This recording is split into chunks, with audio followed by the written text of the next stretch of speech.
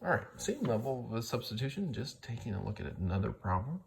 So we've got 3x plus y equals 19 and negative 6x minus 5 equals y.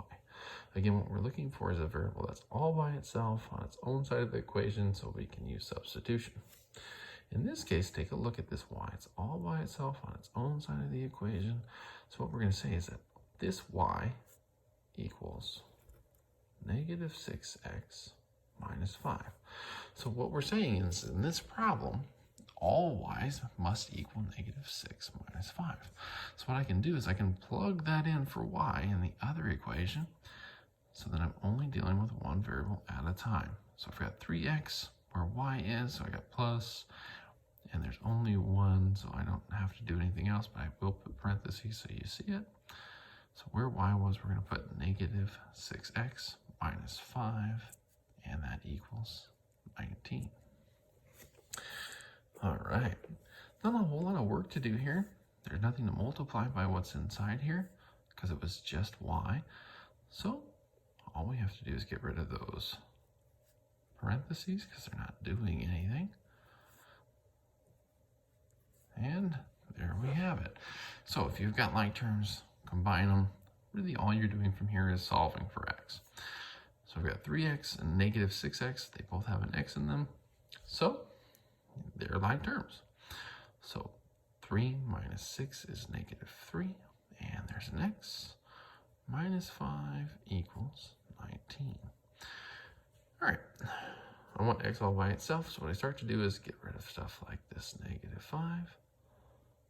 When I move it to the other side, it changes sign. 19 plus 5 is 24. On this side, we still have our negative 3x.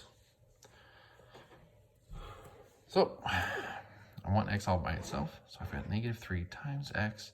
So what we're going to do is divide both sides by negative 3, because that's the opposite of timesing by 3. Any number divided by itself is going to be 1. So we've got 1 times x, which is just x. On this side, we've got a negative divided by a positive, so we got negative.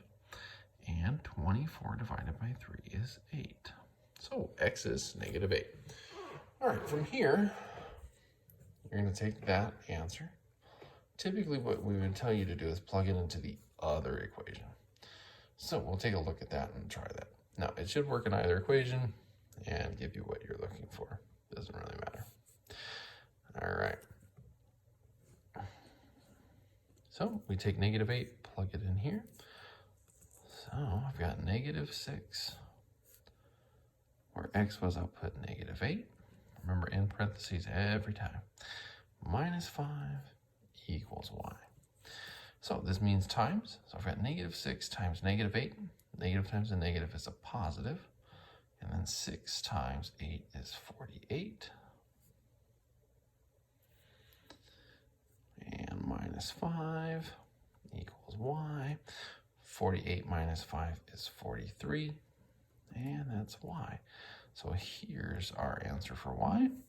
And remember, every time we're doing this, we're looking for the xy coordinate, or the point on the graph where our two lines would meet.